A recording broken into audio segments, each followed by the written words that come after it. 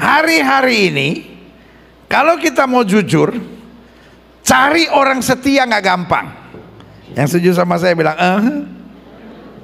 Cari orang pinter banyak. Lulusan luar negeri, lulusan dalam negeri. Ada banyak bahkan orang pinter, saking pinternya bisa bohongin kita. Cari orang cantik atau sok cantik. Cari orang ganteng atau sok ganteng, banyak. Iya kan? Yang susah hari-hari ini nyari orang yang setia. Nyari driver gitu, karyawan. Yang pinter banyak, yang setia yang susah. Betul nggak? Adik-adik muda juga gitu. Cari pasangan teman hidup yang setia susah. Orang zaman dulu suka bilang, nggak apa-apalah kita mulai dari nol. Coba sekarang bilang sama kekasih saudara, sayang kita mulai dari nol. Lu pikir gue pompa bensin? Gua udah dulu dari nol. Sekarang gua udah mulai naik. Suruh nol lagi. Ada yang ngeliatin saya serius banget. Pasti dia dapat yang gak setia itu. Kelihatan itu dia menyesali nasib itu. Bener pendeta ini susah pendeta nyari orang yang setia. Saya terharu dengar khotbah hari ini. Gua banget. Tetapi saya percaya anak Tuhan Yesus pasti setia. Yang bersama mengikuti melalui online, ketik di live chat saudara, anak Tuhan Yesus pasti setia. Semua kita yang diibadah sama-sama bilang anak Tuhan Yesus pasti setia. Amin. Nah ini yang kita mau belajar. Salah satu bukti kesetiaan Tuhan, di pembahasan ke-6 ini dia membenarkan kita.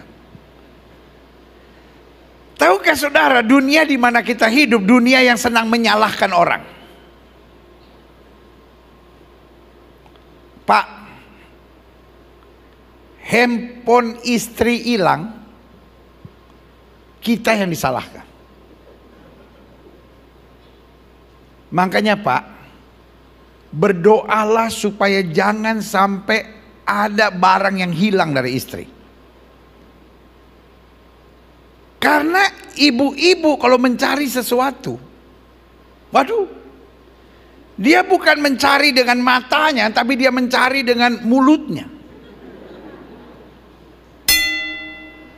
Ibu-ibu kalau kehilangan sesuatu, aduh, yang hilang mungkin harganya 20.000, tapi stres kita lebih dari 400.000.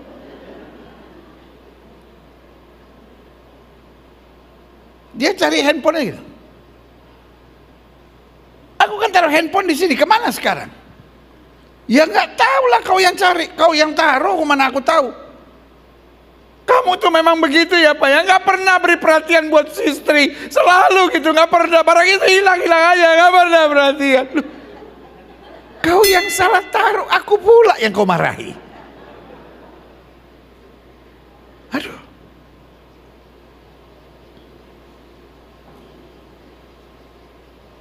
Kalau kunci aja hilang, absen semua. Inem, ibu taruh kunci di sini, kemana sekarang? Nggak tahu Bu, Inem nggak ke situ. Anak-anak yang tadi lewat situ. Joni, Doni, Boni, Soni, Roni, Koni, sini. Itu orang tua nggak ada ide sama sekali ya. Kenapa nama anak cuma diganti huruf depan saja? Agak beragam dikit, kenapa sih? Roni, Doni, Boni, Soni, Koni, sini. Mama taruh kunci di sini. Di mana? Tahu? Nggak lewat sini. Papa tadi yang main-main di sini. Sayang, kunci ku taruh di sini di mana? Aku nggak lihat. Dia pula yang marah.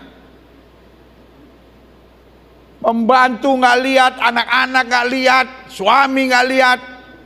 Setan kalau gitu. Setannya bilang, ngapain gue mainin kunci elu? Dunia di mana kita hidup, dunia yang senang apa? Menyalahkan. Ngerti nggak sudah sampai di sini? Dan orang Indonesia, orang yang paling nggak pernah mau ngakui salah.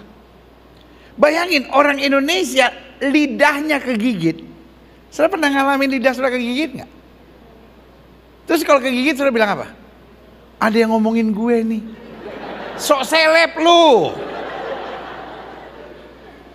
Siapa pula yang mau ngomongin saudara? Jadi yang saya mau jelaskan buat saudara, banyak orang kepahitan. Suami terhadap istri, istri terhadap suami, orang tua terhadap anak, mertua terhadap menantu, menantu terhadap mertua, karena selalu disalahkan. Pertanyaan saya, enak nggak dituduh disalahkan? Iya kan? Anak nggak naik kelas, istri disalahkan. Tuhan yang kita sembah adalah Allah yang membenarkan kita. Makanya ada satu istilah dalam kekristenan yang gak bisa dipahami oleh agama manapun. Istilah itu bernama orang benar. Betul? Taruh tangan kanan saudara di dada, sama-sama bilang, saya orang benar. Ada banyak orang Kristen tetap gak bisa paham.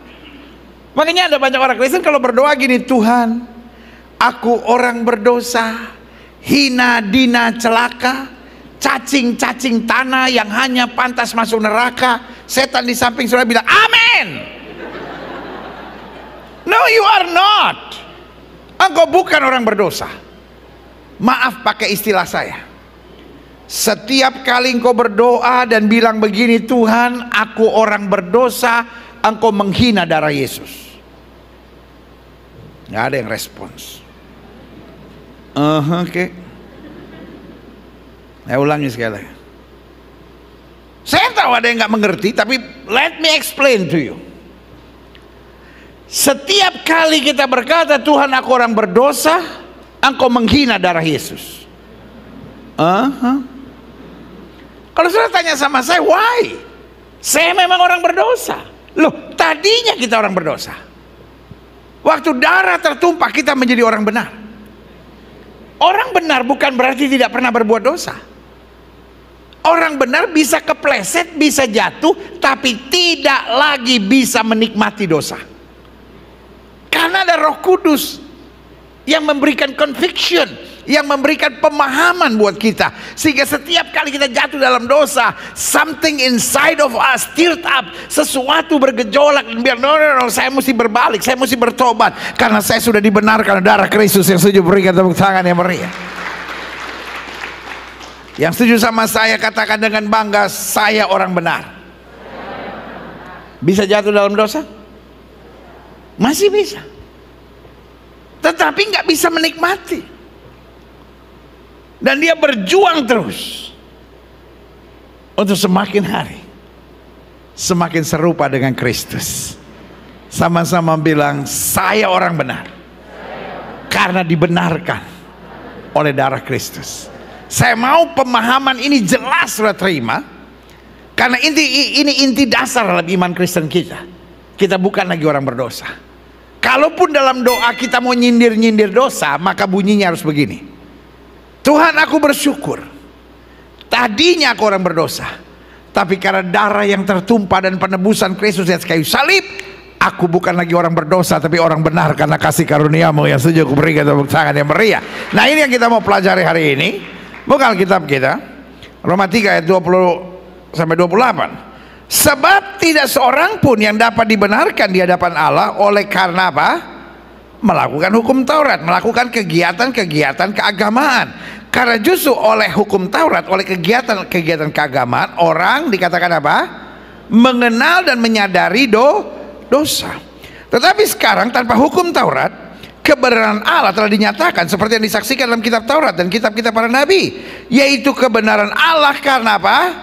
Iman dalam Kristus Yesus bagi semua orang yang percaya. Sebab tidak ada apa? Perbedaan. Klik. Ayat 23. Karena semua orang, sama-sama bilang sama saya, semua orang. Tanya sama sebelah saudara, kamu orang bukan? Mau beragama atau tidak beragama, mau namanya nabi, mau namanya imam, mau namanya orang suci, mau namanya pemimpin agama, semua orang dikatakan apa? Telah berbuat dosa. Kita bukan menjadi orang berdosa karena berbuat dosa. Are you with me? Kita menjadi orang berdosa bukan karena berbuat dosa, tapi karena kita orang berdosa, kita berbuat dosa. Belum nyampe, Pentium belum jalan. Bukan karena engkau makan burger engkau menjadi orang Amerika, tapi karena engkau orang Amerika, kau otomatis makan burger.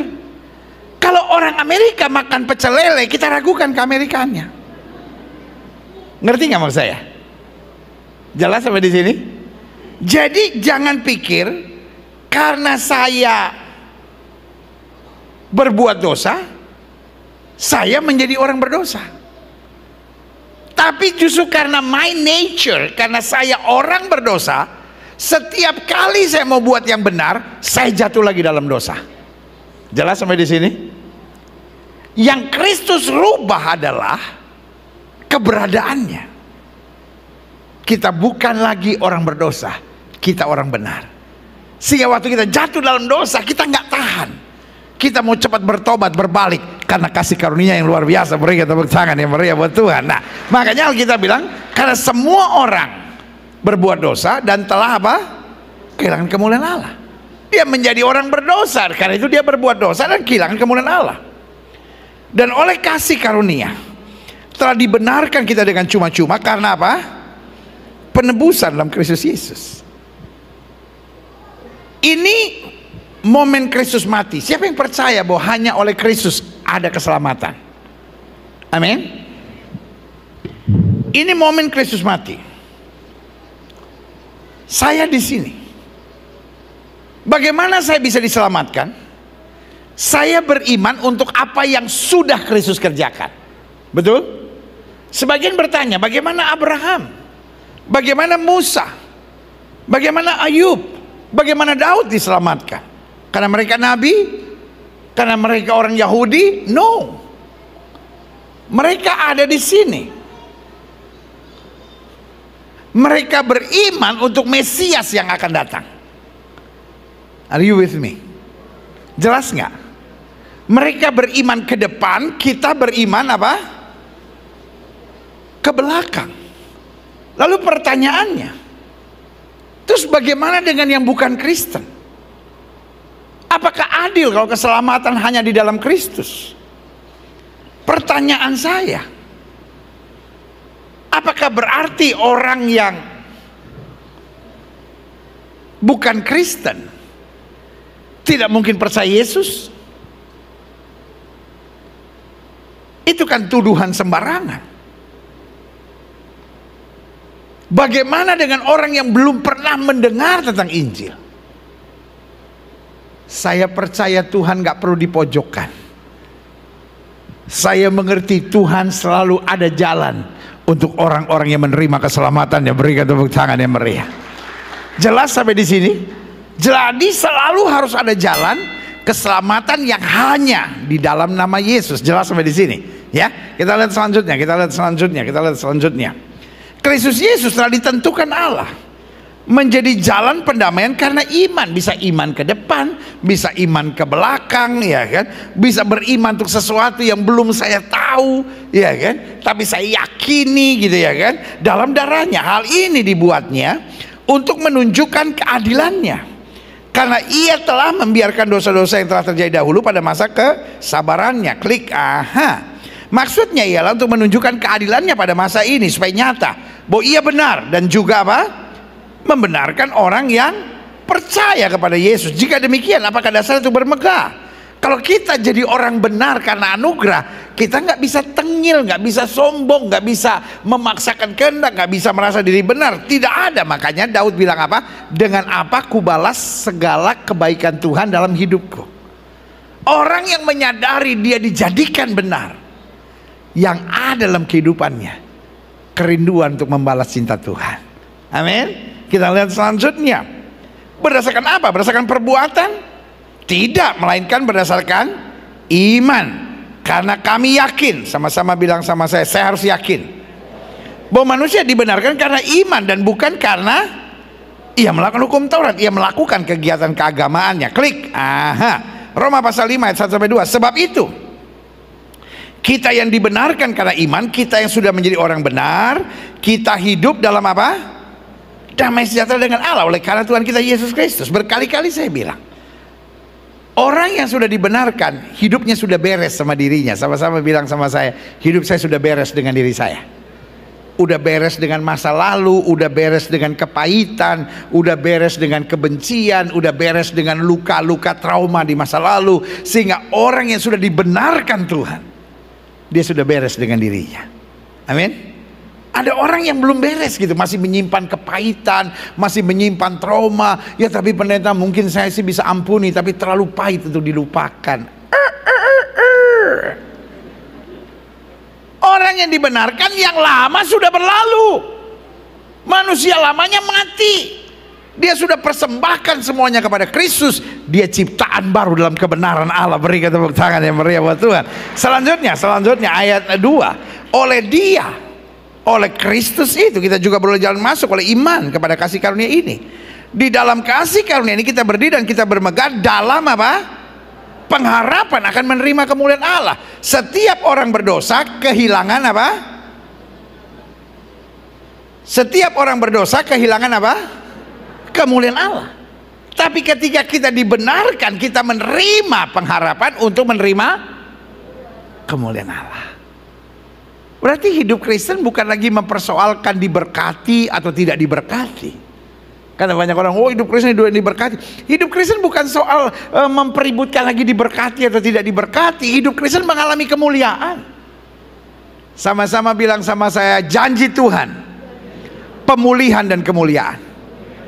Apa artinya kemuliaan? Meskipun saya menghadapi badai, saya merasakan kemuliaan Tuhan begitu nyata buat saya. Berikan tepuk tangan yang meriah buat Tuhan.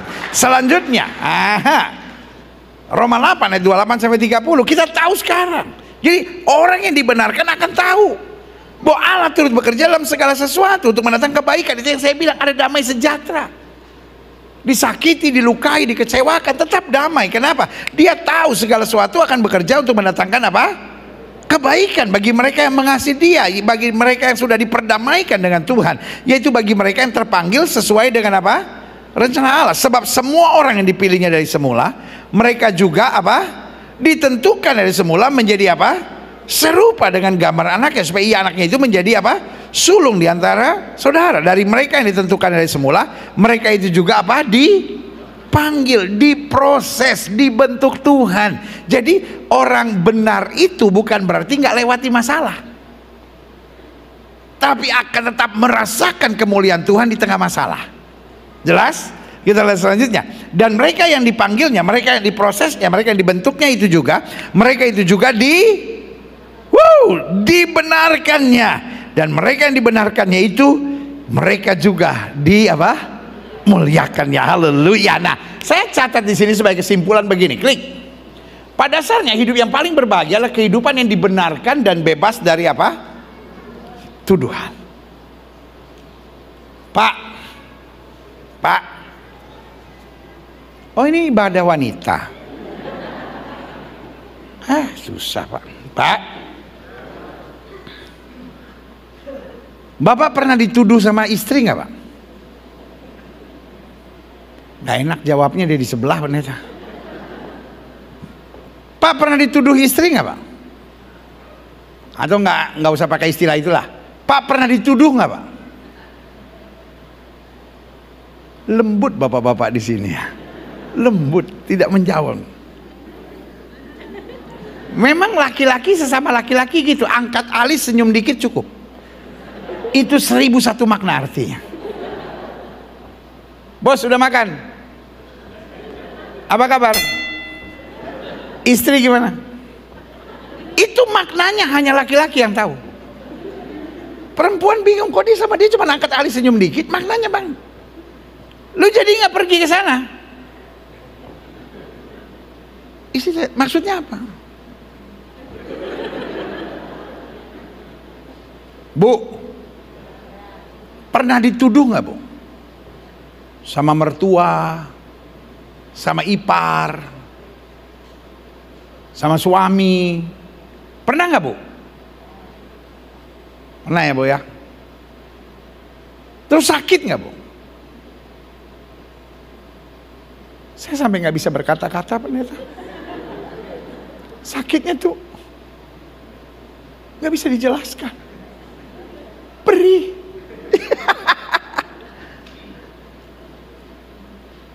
Setan senang memberi tuduhan.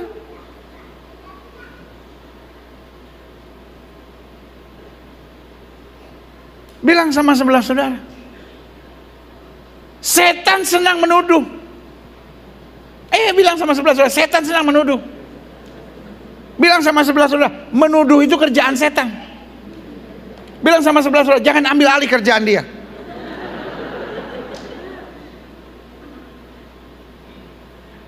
Karena iblis, kenapa dia senang menuduh? Karena orang yang dituduh nggak ada yang nikmat. Nggak ada orang bilang gini, aduh gue seneng banget lu, bini gue tuh suka nuduh gue. Kayaknya gue tuh adrenalin naik gitu kalau dituduh. Bu, menuduh itu kerjaan setan. Menuduh apa bu? Jangan ambil alih bu. Pak, terus saja diam. Lama-lama emosi pula aku ini.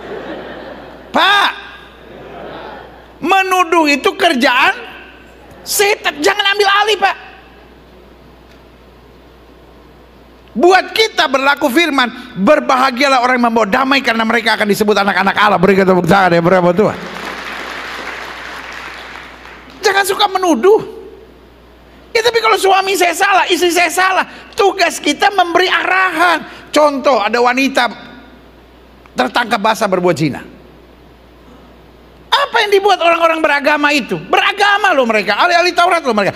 Dia seret, dia tuduh. Menurut hukum Musa dia dilempar batu sampai mati. Waktu dia sampai kepada Yesus, Yesus menuduh nggak? Kamu perempuan gatel ya? Najis. Yesus bilang apa? Kalau kamu tidak berdosa, lempar wanita ini duluan. Dosa itu selalu saya bilang cuma soal dua, ketahuan atau tidak ketahuan. Tanya sama sebelah sana, udah ketahuan?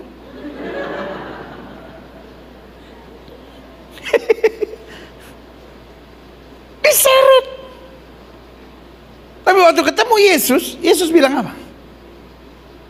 Tidak adakah yang menghukum kamu? Tidak. Yesus bilang apa? Pulang, jangan berbuat dosa lagi, dosamu sudah kuampuni. Dengar kalimat saya baik-baik. Tuduhan tidak pernah menuntun pada pertobatan. Saudara-saudara yang ikuti di online, ketik di live chat saudara, tuduhan tidak pernah menuntun pada pertobatan. Semua kita sama-sama bilang tuduhan tidak pernah menuntun pada pertobatan. Yang pertama, tuduhan hanya menuntun pada kebencian. Yang kedua, pada kepahitan. Ketiga, pada sakit hati. Dan keempat, pada pemberontakan. Sama-sama bilang, anak Tuhan tidak menuduh. Anak Tuhan selalu memberi damai sejahtera. Berikan tepuk tangan yang meriah buat Tuhan.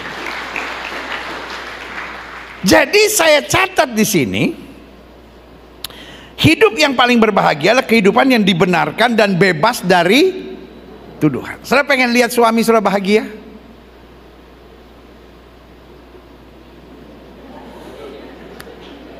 Saya pikir ibu-ibu bilang amin. Bu, pengen lihat suamimu bahagia? Stop menuduh dia. ada salahnya. Engkau bukan Tuhan, engkau tidak layak menuduh siapapun. Pak, engkau ingin melihat istrimu bahagia?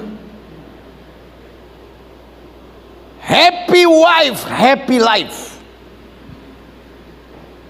Senyum istri adalah dunia tersenyum. Istri menangis, mate maho.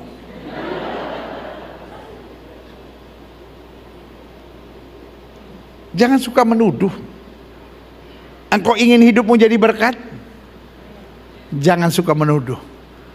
Anak Tuhan Yesus bawa damai, bawa tuntunan, bawa kasih, bawa pengharapan, bawa sukacita, bawa pada tuntun pada kemuliaan Tuhan. Berikan tepuk tangannya mereka.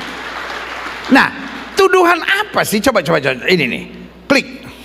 Roma 2 ayat 15. Sebab dengan itu mereka menunjukkan bahwa isi hukum Taurat ada tertulis dalam hati mereka, dan suara hati mereka turut bersaksi, dan pikir mereka saling menuduh atau saling gini. Jadi kalau kita sudah diselamatkan, maka suara hati kita membela, memberi kekuatan.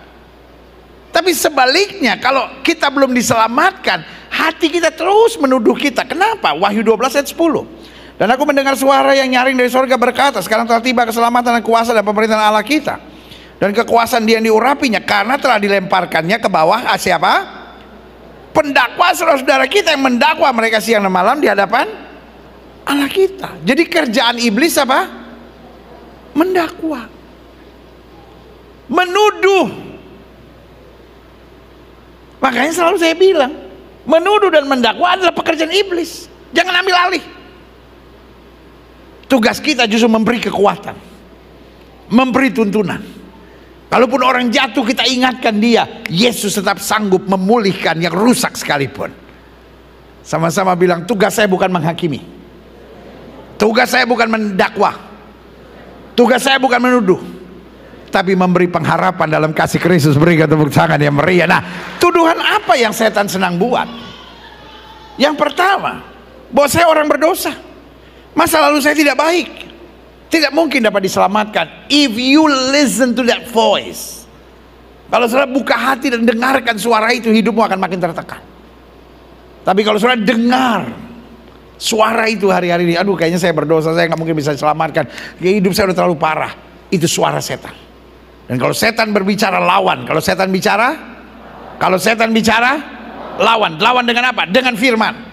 Aku ditebus oleh darah Yesus, dan aku ciptaan baru dalam kemuliaan Tuhan, berhak menerima anugerahnya. Berikan tepuk tangan yang meriah. Selanjutnya, tuduhannya apa? Saya sudah bertobat pun masih jatuh bangun. Saya nggak mungkin lah bertobat pun masih jatuh bangun. Kita boleh jatuh, yang penting bangun lagi. Amin. Berjuang lagi, hidup dalam anugerahnya. Yang ketiga, tuduhan-tuduhannya, saya nggak mungkin bisa diurapi dan dipakai Tuhan. Masa lalu saya terlalu gelap. Tapi hari ini saya datang sebagai gembala untuk mengingatkan buat setiap saudara, engkau bisa dipakai Tuhan. Tidak ada orang yang terlalu buruk sampai nggak bisa dipakai Tuhan. Sama-sama bilang sama saya, kuncinya saya mau.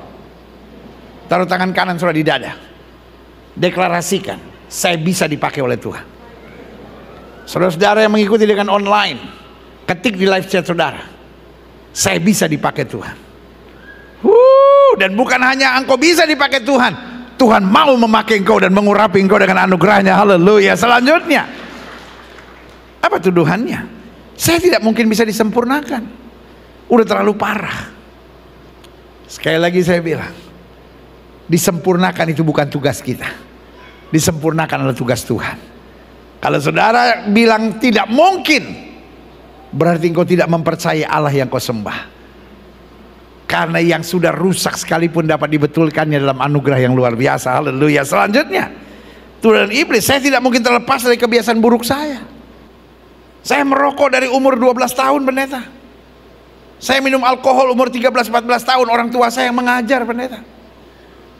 Saya onani, saya masturbasi, saya hidup dengan tayangan-tayangan cabul dari usia 15 tahun pendeta. Gak mungkin saya bisa berubah, ini udah mendarah daging dalam hidup saya. Saya judi dari umur 16 tahun pendeta. Saya melakukan hubungan seks sebelum nikah dari awal pacaran saya pertama di umur-umur SMP saya pendeta. Sekarang saya udah usia 31 tahun, rasanya sulit sekali untuk lepas. Tapi hari ini saya mau ingatkan, itu tuduhan iblis.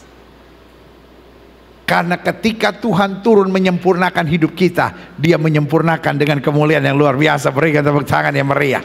Sama-sama bilang, saya bisa dipulihkan. Lihat selanjutnya. Tuduhannya, saya tidak bisa memiliki kehidupan yang dahsyat serta diberkati. Tapi hari ini saya mau bilang, Kristus memanggil kita dari kegelapan supaya hidupmu dahsyat. Sama-sama bilang, hidup saya dahsyat dan diberkati. Amin. Selanjutnya, klik. Kita perlu pembenaran. Karena iblis datang untuk menyalahkan, iblis datang untuk menuduh. Lalu kemudian orang sekitar kita dipakai iblis untuk menuduh. Akhirnya suara hati kita turut menuduh. Tapi kita perlu dibenarkan. Nah, pertanyaannya, apa itu pembenaran? Yang pertama, pembenaran artinya dianggap, dipandang, diakui, serta diperlakukan sebagai orang benar. Karena segala karya pembenaran Kristus disalib. Itu sama seperti sudah jalan sama Panglima TNI. Ketika sudah jalan bersama Panglima TNI, engkau akan menerima penghormatan seperti penghormatan terhadap Panglima TNI. Bintang 2, bintang 3 langsung siap. Nggak mungkin dia bilang siap kepada Panglima TNI, kepada yang sebelahnya pret. Ketika pintu dibukakan kepada Panglima TNI, dia berkata siap Jenderal. Kepada saudara siap. Nggak mungkin dia bilang siap Jenderal pas saudara lewat, nah gua tutupin deh. Engkau diakui, engkau dihormati, engkau diperlakukan karena sang jenderal yang bersama saudara. Amin.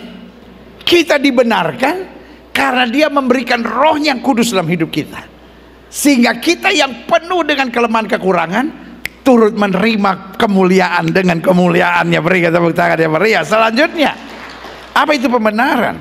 Setelah kita dianggap, dipandang, diakui, serta diperlakukan sebagai orang benar, kita dibimbing dan dikoreksi dengan segala kesabaran dari segala yang tidak benar hingga menjadi benar. Meskipun kita orang benar, kita masih bisa kepleset nggak? Kita masih bisa buat salah nggak? Tapi kita dengan kesabaran dibimbing, dibenarkan. Tumpal 7 tambah 7 berapa? 13 mak. Tolol kau. Kan masa pandemi yang paling berat buat anak-anak, karena mamanya stres, mesti ngajarin. Dan banyak orang gak punya karunia guru. Makanya banyak ibu-ibu guru bingung. Setelah 2,5 tahun anaknya gak masuk, sekali masuk gini, kebanyakan ditoel. Gak usah ketawa bu, sadar. Coba lihat ya anak sudah, kepalanya suka gini. Tumpal 7 tambah 7 berapa? 13 mak.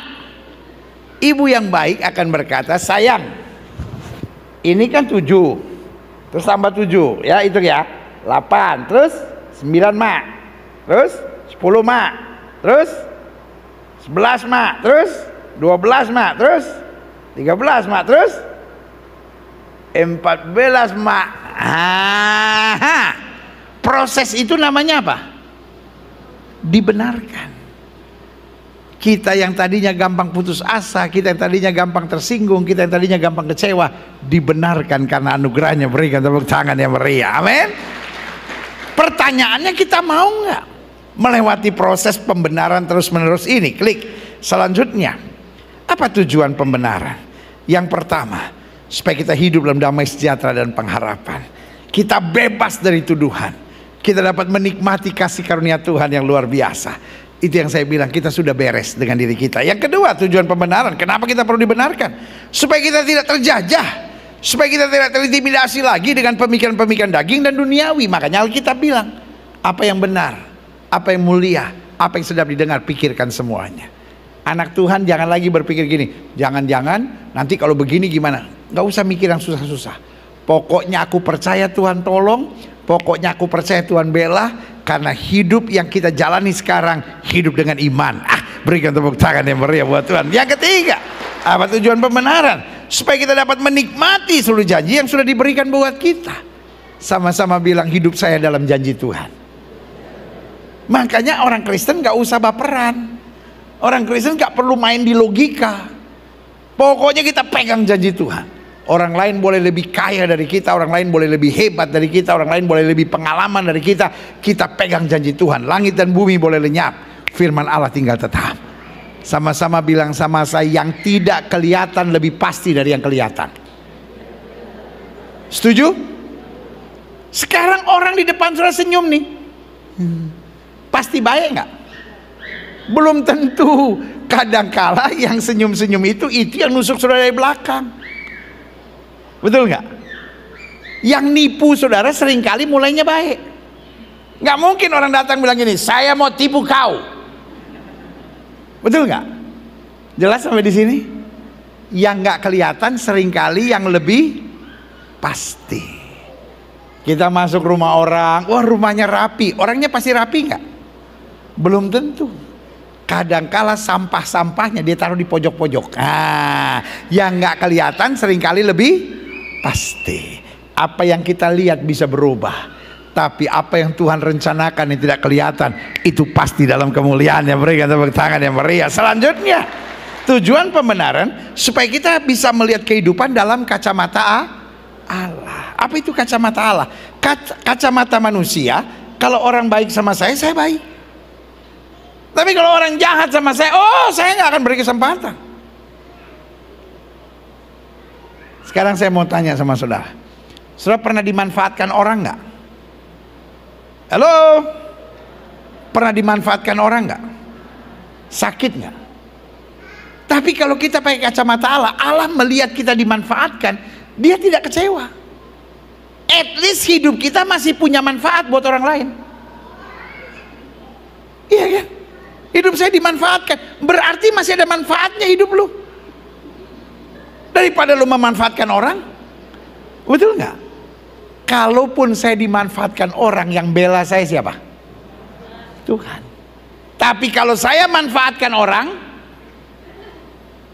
yang tempeleng saya adalah Tuhan. Pengen ditolong Tuhan atau pengen ditempeleng Tuhan? Berarti mulai hari ini kita melihat segala sesuatu dalam kacamata Allah.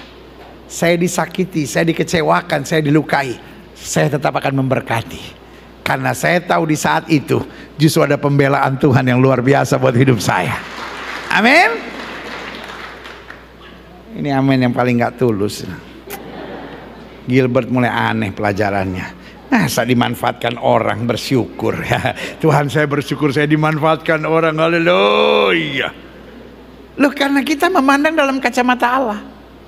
Allah turut bekerja dalam segala perkara untuk mendatangkan kebaikan. Yang terakhir, saya undang pemain musik maju ke depan. Apa tujuan pembenaran? Supaya kita dapat, kita dibenarkan. Supaya mengalir kasih, mengalir damai, mengalir sukacita sorga. Selalu saya bilang, dunia ini makin hari makin rusak. Dunia ini makin hari makin gak nyaman. Tetapi dimanapun anak Tuhan berada, dia harus bawa suasana sorga. Amin. Taruh tangan kanan saudara di dada, sama-sama bilang, saya harus bawa suasana sorga. Karena di dalam diri saya ada suasana sorga itu. Berikan tepuk tangan yang meriah. Saya undang kita semua bangkit berdiri. Yesus, ku bangga padamu.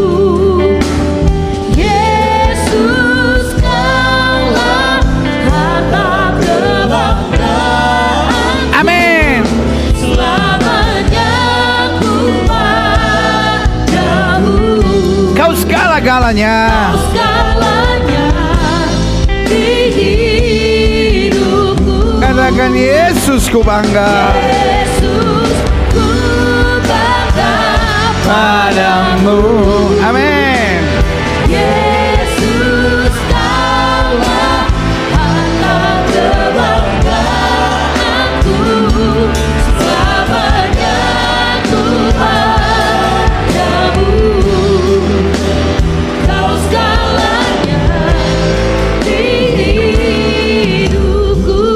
Musik main dengan sangat lembut, setiap mata terpejam, setiap kepala tertunduk, setiap hati terangkat pada Tuhan. Iblis senang menuduh, tapi Kristus membenarkan. Anak-anak Tuhan tidak suka menuduh. Anak-anak Tuhan tidak suka menyalahkan orang. Anak-anak Tuhan bawa damai, bawa kasih, bawa berkat. Atau mungkin hari-hari ini kau terluka karena merasa tertuduh. Itulah dunia di mana kita hidup, tapi Kristus membenarkan kita. Jika itu doamu, taruh tangan kananmu di dada. Katakan, Tuhan, aku gak mau menjadi orang yang suka menuduh. Biarlah aku membawa damai, biarlah aku membawa kasih, biarlah aku justru memberi pengharapan dan sukacita. Atau mungkin kau sedang terluka karena berbagai tuduhan. Engkau merasa ada yang gak beres dalam hidupmu. Engkau masih punya banyak trauma, masih punya banyak luka, masih punya banyak kepahitan dalam hidupmu. Biarlah hari ini Tuhan yang membenarkan, Tuhan yang mengkoreksi, menganggap, menjadikan, dan membuat segala-galanya menjadi benar. Jika itu doamu, taruh tangan kananmu di dada. Setiap sering yang didoakan, taruh tangan kanan sudah di dada. Bilang sama Tuhan, Tuhan, aku sudah dibenarkan. Biarlah aku membawa suasana sorga di dalam hidupku dan menjadikan keadaan sekitarku dalam kasih, damai, dan sukacita sorga. Jika itu doamu, taruh tangan kananmu di dada. Setiap sering yang didoakan, taruh tangan kanan sudah di dada. Boleh angkat tangan dua-dua tinggi-tinggi. Izinkan saya berdoa. Bapa, dalam nama Yesus, lihat tangan anak-anakmu yang terangkat dua-dua di hadapan Tuhan. Kalau ada mereka yang terluka karena dituduh, dan kemudian masih punya begitu banyak trauma dan luka dalam hatinya karena tuduhan-tuduhan dalam hidupnya, hari ini dalam nama Yesus basuh dan benarkan. Atau mungkin kami yang suka dipakai setan untuk menuduh orang-orang di sekitar kami, ampuni kami. Kami merendahkan diri dan sadar bahwa menuduh adalah pekerjaan iblis. Kami tidak boleh mengambil alihnya. Biarlah tugas kami membawa semangat, kekuatan, damai, dan pengharapan dalam kasih Kristus. Bapak, lihat tangan-tangan yang terangkat. Bapak, lihat hati yang terbuka. Tuntunanmu menyertai. Saudaraku, dunia ini memang penuh dengan tuduhan. Dunia ini memang penuh dengan menyalahkan orang. Tapi anak Tuhan tidak menuduh dan tidak menyalahkan. Anak Tuhan menuntun dengan damai, pengharapan, dan kasih, dan menghadirkan suasana sorga. Hamba juga berdoa buat yang sakit Allah, karena hamba percaya kesembuhan adalah hak mutlak kami sebagai orang percaya. Setiap orang yang sakit, dengar firman Tuhan. Alkitab berkata tanda-tanda ini akan menyertai orang percaya, bahwa mereka akan tumpang tangan buat yang sakit, dan yang sakit akan disembuhkan dengan iman. Praktekkan firman Tuhan ini. Letakkan tangan kananmu di bagian tubuh yang sakit.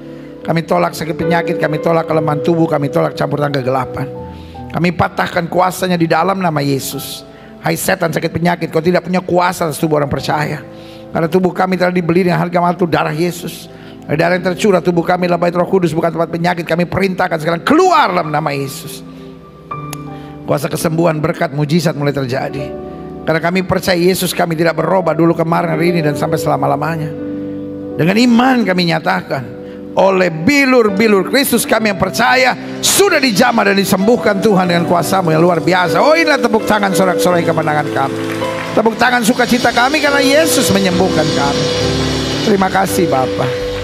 Terima kasih. Setiap saudara yang sudah doakan untuk kesembuhan, tanamkan dalam rohmu kesembuh oleh bilur Yesus. Jangan bimbang, karena Alkitab berkata sesuai dengan imanmu jadi padamu. Di atas kayu salib Yesus berkata sudah selesai. Semua harga dosa, harga penyakit, harga penderitaan sudah diselesaikan Yesus di atas kayu salib. Kita imani, kita tahu baginya tidak ada perkara yang mustahil. Silakan turunkan tangan. Tuhan berkati. Bapa, hamba mengasihi jemaat-Mu satu persatu. Apa yang Tuhan taruh di hati hamba sudah hamba sampaikan bagi umat-Mu. Hamba doa firman termeterai. Apa saja yang mereka kerjakan dibuat Tuhan berhasil. Mereka nggak turun tapi naik. Mereka jadi ekor, mereka jadi kepala. Rumah tangga mereka diberkati dalam nama Yesus. Bahkan hidup mereka penuh dengan mujizat Tuhan. Bangsa negara kami Indonesia selamatkan ya Allah, damai sejahtera atas Indonesia. Umat mayoritas di bangsa ini Tuhan tuntun, Tuhan sertai, Tuhan bawa pada damai sejahtera dan keselamatan yang sempurna. Bapak Presiden, Wakil Presiden, para menteri, pejabat di pusat dan di daerah, para gubernur, para wali kota, para bupati, anggota DPRD tingkat 2, DPRD tingkat 1, DPR RI, DPD, BNPT, BNPB, BPK, KPK, MA, pengadilan, kejaksaan, pengacara, semua dalam tuntunan Tuhan.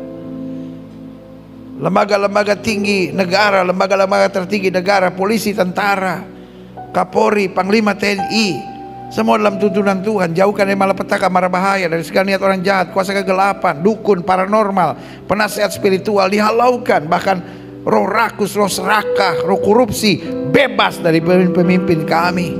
Berikan hati yang takut akan Tuhan, roh kebijaksanaan, roh hikmat untuk mengarahkan bangsa ini pada hal-hal yang semakin baik. Karena kami percaya Indonesia ada di hatinya Tuhan. Dan apapun yang dari Tuhan pasti yang terbaik untuk bangsa ini. Gereja-gereja di mana-mana tempat Tuhan bela untuk terus menyatakan kemuliaan-Mu. Gerejamu di tempat ini, Gereja Bethel Indonesia Glow Fellowship Center, baik yang mengikuti secara online maupun onsite, Tuhan terus dalam berkat Tuhan. Kami yang menerima firman hari ini, kami tidak mau jadi orang Kristen yang munafik menerima firman tapi tidak mempraktekannya. Tapi tolong kami untuk hidup senantiasa dalam terang firman Tuhan. Di dalam nama Yesus, kami siap senantiasa hidup dalam terang firman Tuhan, yang siap menjadi pelaku firman. Sama-sama kita katakan amin. Beri tepuk tangan yang meriah buat Tuhan. Silakan duduk.